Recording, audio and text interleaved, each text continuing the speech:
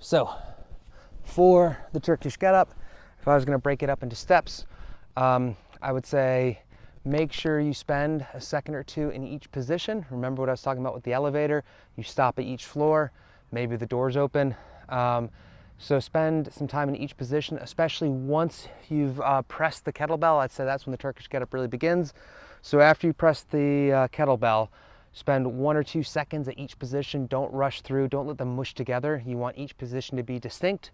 And one of the things you can do is when people get to each position, you can have them go into internal, external rotation when they've done it. So first step of the Turkish getup is always the baby pickup.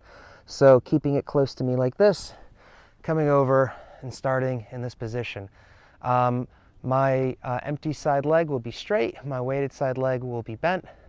I'm going to use both hands to go ahead and lock the kettlebell out. I'm going to do so a press here, and then my other hand is going to come out here. So my empty hand is going to come off to the side. Some people say about 45 degrees. I like it a bit higher, around 90, doesn't matter. Some people will say palm up. I like palm down. Again, it doesn't matter. So from here I can just hang out and I can just go ahead and just kind of rotate through. Just a little bit of internal rotation, a little bit of external rotation. You don't need to do that at each step, but it's sort of like when you're counting by seconds, you can say a word in between, like 1 1000, 2 1000. It's a bit like that. Doing that rotation ensures you're not rushing through. So from here, the first movement we have to do is we have to get up to our elbow. And the way we get up to our elbow is by doing what some people call the sit-up portion of the Turkish getup. It's not really a sit-up because it's rotational, so you want to think about creating rotational power through the core. And 2 ways that we can do that is focusing on this foot and think about stomping through off to the side, so sort of pushing away sideways, almost like I'm trying to push my body off the ground sideways. Sometimes I say it's like you're rolling over in bed. And this hand, I can actively come down and grab the grass and sort of pull myself over while thinking about doing a rotational sit-up. So more of like almost like a Russian twist. So from here, I'm going to go ahead and come up to this position. This is one of the toughest parts of a Turkish getup. That's going to be one of the first things we break down. Once again, if I come back down again, okay, I think about stomping, rotating, and pulling.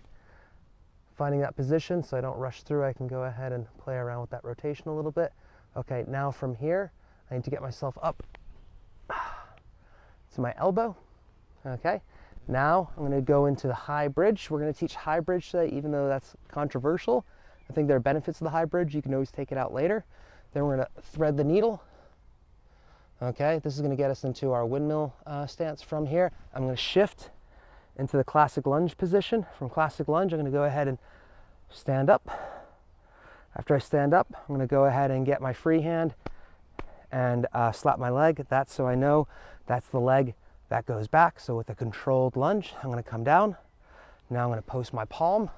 So now I'm back in that windmill position. Okay. Now on the way down, you want to take your time. I don't necessarily need to do a high bridge on the way down, but I do want to find enough space so my foot can come through with control. So now I'm throwing the needle. Now my bum comes down, then my elbow, then my first shoulder, and then my second shoulder. So I'm doing that nice and controlled. That's the full Turkish getup.